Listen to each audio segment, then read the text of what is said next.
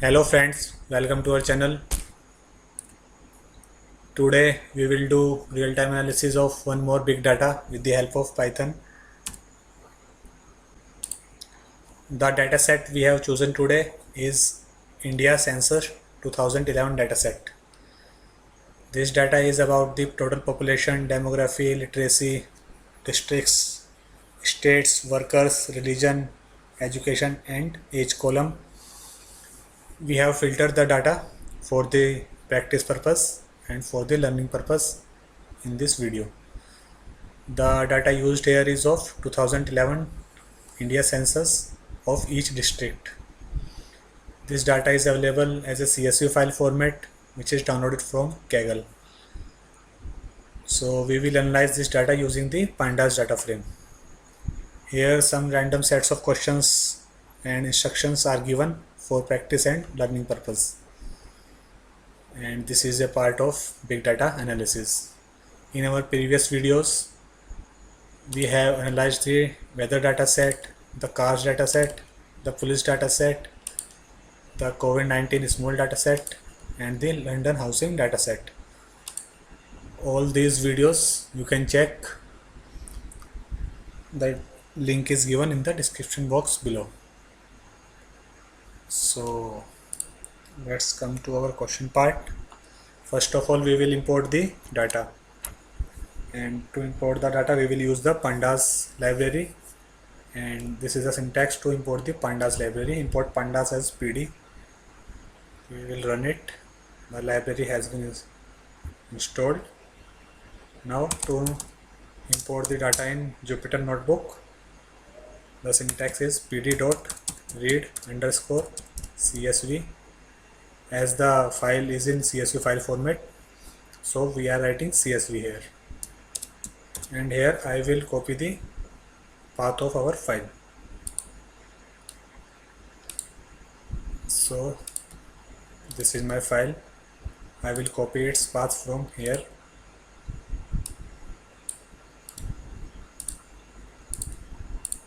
and paste here. I will write a single R or a small r here to remove the Unicode error. Now as you can see, data has been imported in the Jupyter notebook. To have a look at our data, we will simply write data.add function. It will show the top 5 rows of our data frame. So these are the top 5 rows, these are the columns, district code, state name, district name, and these are the top 5 records. And again, if I want to have a look at our data, then I can simply write our data frame name and it is showing all the records. These are the top 5 records and these are the bottom 5 records, and the total number of rows are 640 and the total number of columns is 25 in this data set. Alright, so our first question is, how will you hide the indexes of the data frame? So as all you know, these are the indexes and these are the column names. We have to hide these indexes. The syntax is very simple. I have written all the syntaxes for your reference and for your better understanding. So the syntax says, first of all, we have to write our data frame name, which is data here, and we will use the style dot hide index function. If I run this, then you can see that the indexes are not present now, as these were earlier present here, 0, 1, 2, 3, 4. The indexes have been removed or hidden. So this is a simple syntax to hide the indexes of the data frame. Now the next is, how can we set the caption, or we can say heading, on the data frame.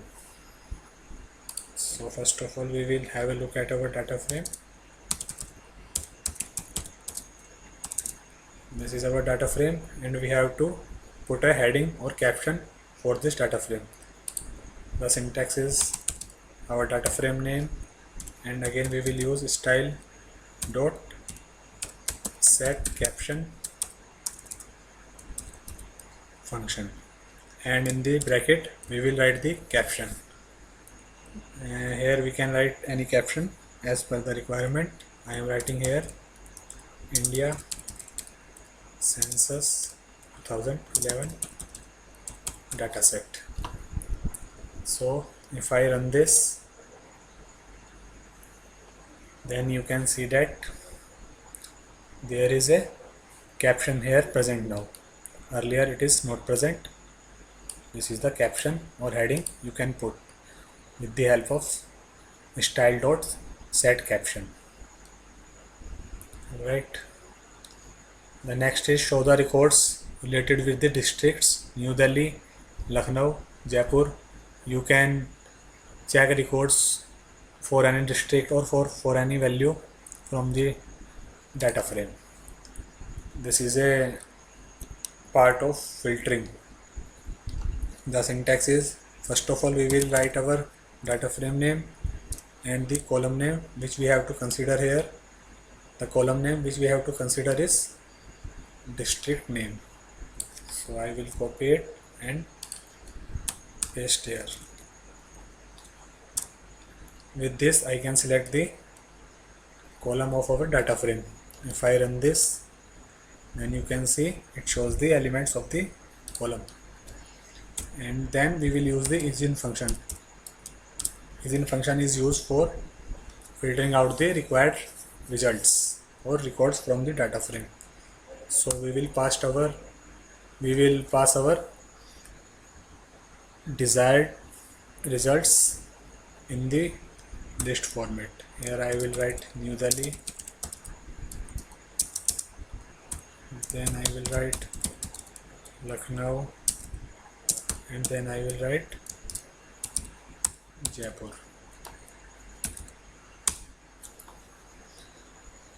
Right. If I run this, then you can see it is showing the result in the form of true and false. False means the condition is not satisfied, and true means the condition is satisfied. Now if we want to see the result in the form of data frame, we will simply write the data frame name and put the whole condition in the square bracket. And if I run this, then you can see it is showing the results of New Delhi, Jaipur, Lucknow. These are 3 districts for which we had to find out the results. You can choose district of your choice here, or you can use this isIn function on any other columns also. So this is the syntax for using the isIn function. Now next is asking to calculate the statewise. It has 2 parts. We have to calculate the total number of population statewise. So whenever you are asked to find out the results per column, per item of the column or each item of the column, then you will use the group by. So we will use the group by here. We will write our data frame name and the group by function. Here I will write the column name which we have to consider. For this question we have to consider the state name column. First of all we have a look at our data frame. I am showing the top 2 records to have a clear look at our data frame. Now it is asking for state-wise records, so I am writing here state name, means we are considering the state name column. And then it is asking for, I am showing one record, then it is asking for total number of populations, means we have to consider the population column. So we will write a full stop and the second column name, and we will use the sum function on it. If I run this, then you can see that the total population of each state is showing here. Now as you can see that the results is sorted in the form of alphabetical orders A, B, C, D. If you want to sort the results in the numerical order, then we will write the sort value function. If I run this, by default it will sort the results in the ascending orders. As you can see, Lakshadweep has least number of population or lowest population, while the Uttar Pradesh has maximum population. If I want to sort out the results in descending order, then we will simply write ascending equal to false here. Then the results are sorted in the descending order. Uttar Pradesh has maximum population, while the Lakshadweep has minimum population. Alright, now second question, it is asking calculate the total number of population with different religions state-wise. So for this, we will have a look at our columns first.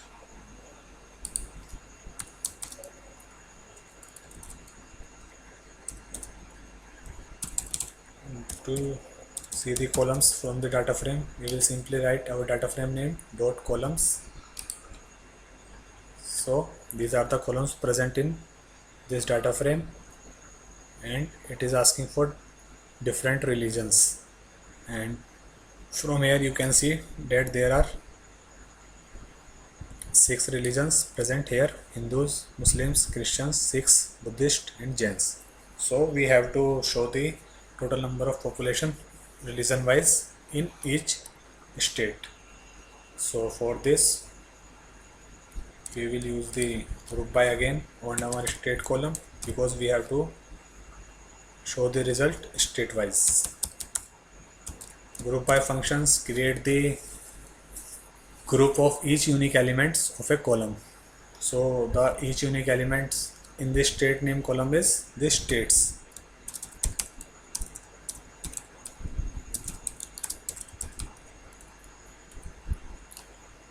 If I run this, then you can see that the groups have been created, but the groups will not show here.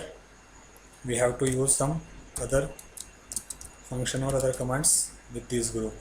So as you were asked to show the total number of population with different religions, so we will pass the religions column name here. Hindus, I am copying it,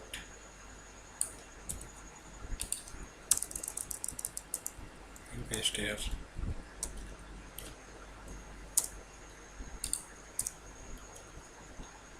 Again we will use the sum function and run this.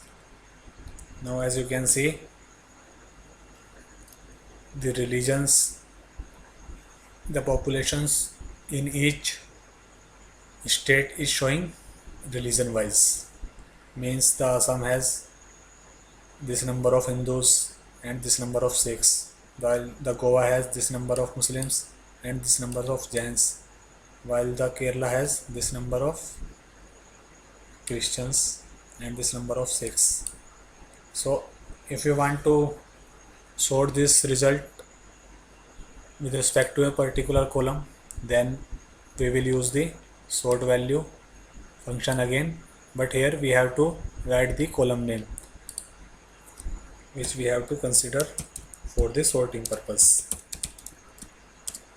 So if I want to sort with the Hindus population, then I will write the Hindus here, and as you can see that the Lakshadweep has minimum number of Hindus, while the Uttar Pradesh has maximum number of Hindus, and other columns are sorted with respect to the state names, while the whole data frame is sorted with respect to the values of the Hindus column. Come to the next question. how many male workers were there in Maharashtra state. So first of all we will have a look at our data. I am showing the top 2 records only. Again this is a part of filtering. So how we will filter out the results related with Maharashtra. First of all we will check all the records where Maharashtra state is present. The syntax is our data frame name and the column name. These are our column names and we have to filter out the Maharashtra.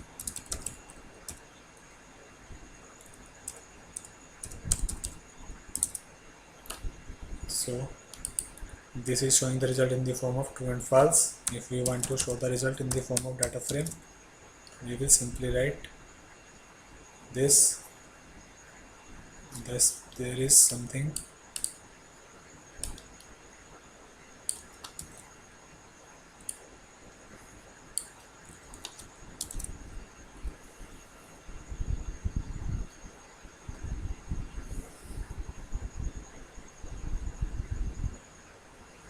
so as you can see that we have to write the name of state in the capital order, because in our dataset all the states are in uppercase. So this is one thing which you have to learn. We can write the any value in lowercase if it is present in uppercase, or we can write the any value in uppercase if it is present in lowercase. Means it is case sensitive. So all these records with the Maharashtra state are shown here. Now we have to consider the male workers columns. This is here and it is asking for the how many male workers were there in Maharashtra. So the second column we will consider is male workers. We have to write the exact column name and we will use the sum function here. So this is the number of male workers that were in Maharashtra state. You can check for female workers, or you can check male or female or any other column value with respect to Maharashtra state, or you can change the state name also here as per your requirement. So this is the syntax of filtering. Now it is asking how to set a column as index of the data frame. First of all, if I look at our data, then this is our data and this is the index here. Now if you want to set the index district code, means the district codes columns will be set as my indexes. So the syntax is very simple. We will write our data frame name and use this set index function, and in the function we will write the column name which we have to consider to set as index. Here we have to use district code. As you can see that the district code column has set as the index of the data frame. So this is the syntax to set a column as the index value. Now the next is how to add a suffix to column names and how to add a prefix to the column names. Suffix means which is added in the last or after something, or prefix is which is added in the beginning of something. So if I have a look at our data,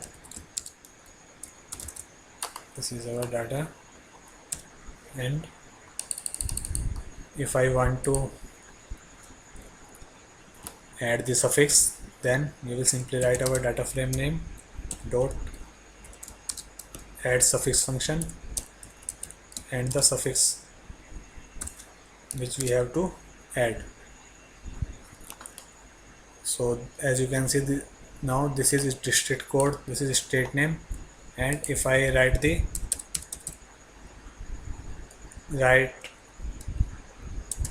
one, then run this command, then you can see that the right one has been added as the suffix to each column.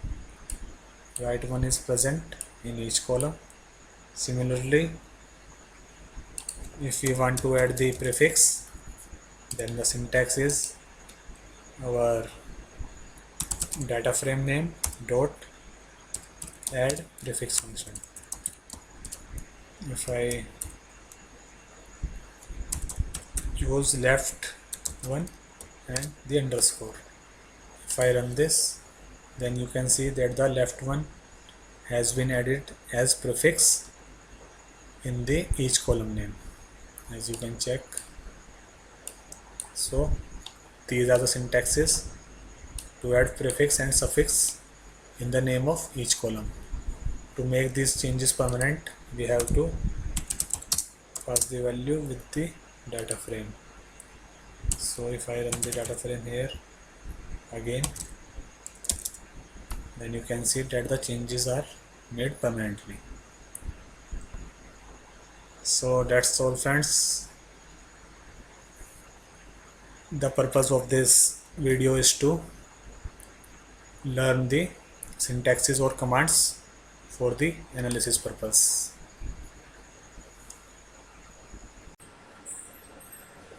So friends, we will come up with more real world projects videos for your understanding.